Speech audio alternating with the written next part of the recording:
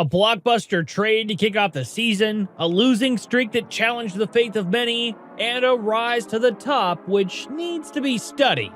The 2024 season has been wild for the LA Clippers. They're currently top 3 in the Western Conference standings with their eyes on the number 1 spot.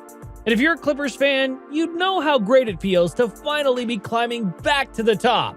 With Kawhi re-entering his prime, the controversial James Harden trade, and a battle for the best quartet in the lineup, it looks like the Clippers are making an epic comeback.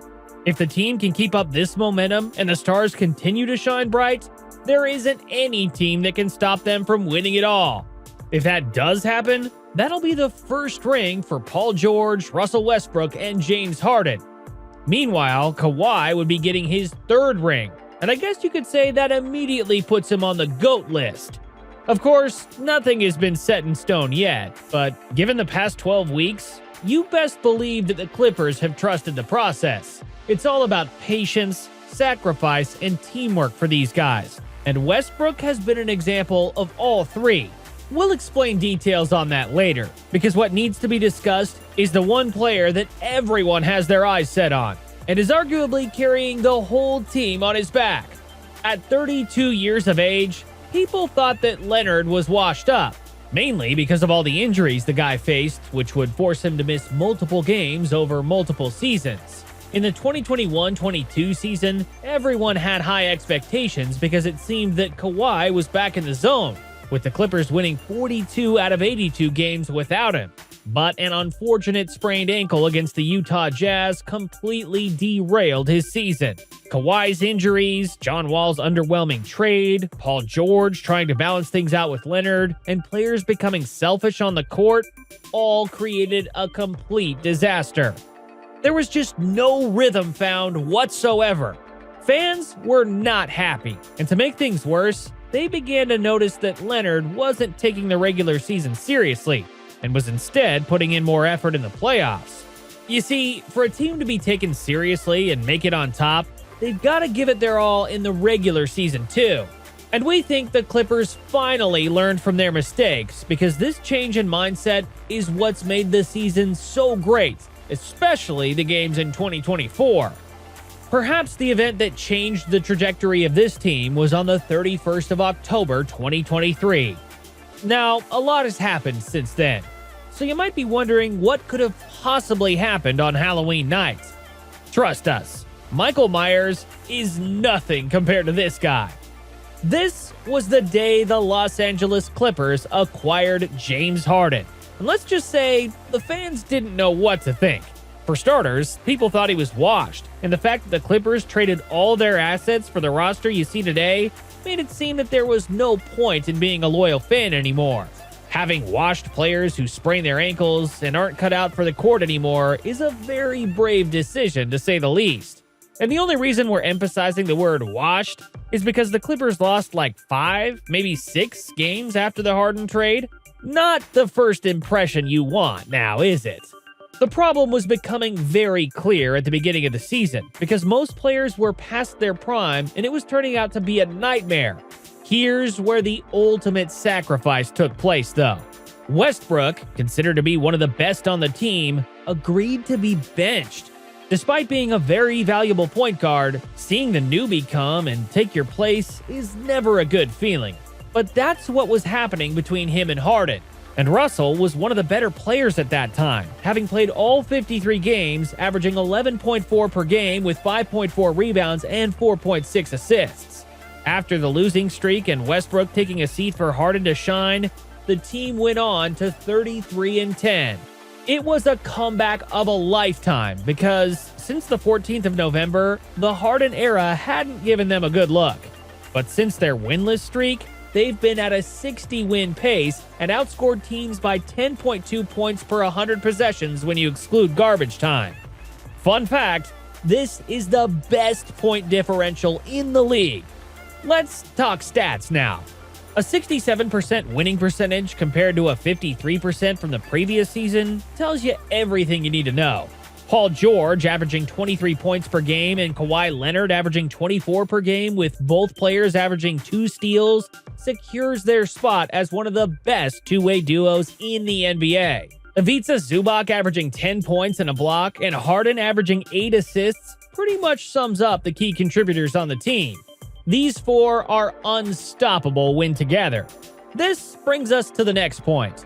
There has been a huge change over the season, and that's the lineup.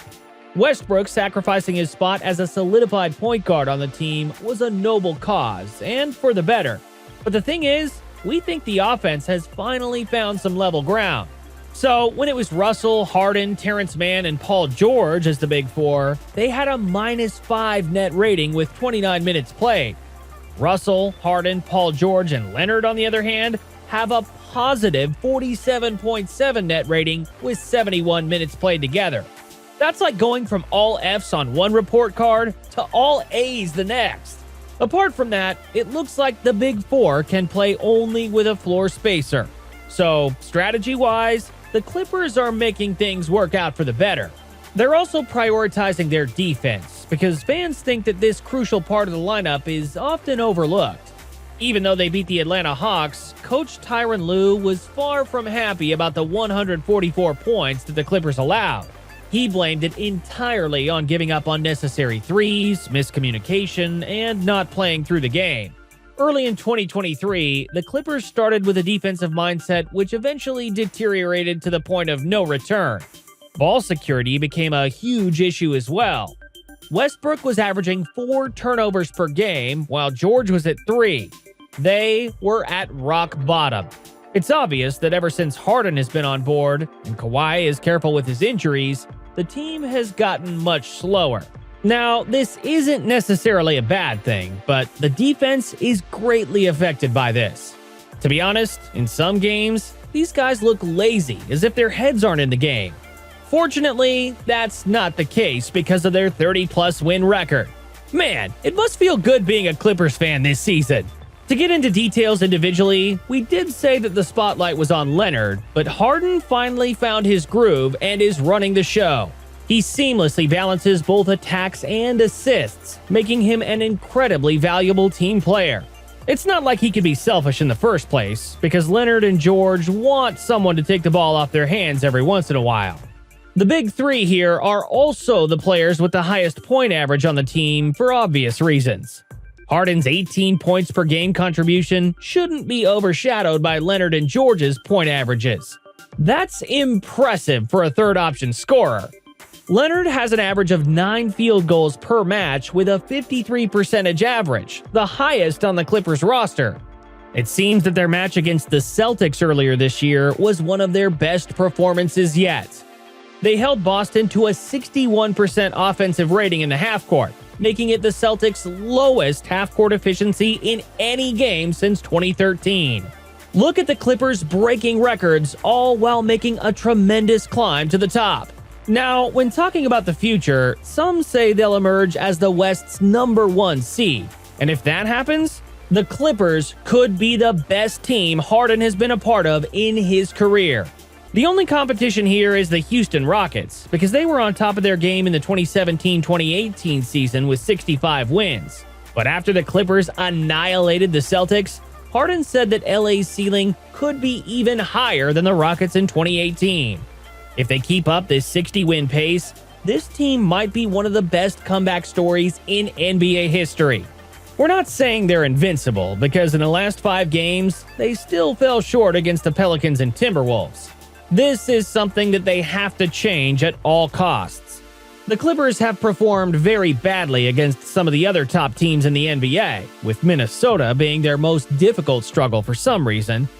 But if they improve their defense and continue the current mindset they have with taking the season seriously, we think they're destined to earn the #1 seed and maybe even win the first ever championship in franchise history. Do you think the Clippers will ever become the face of Los Angeles basketball?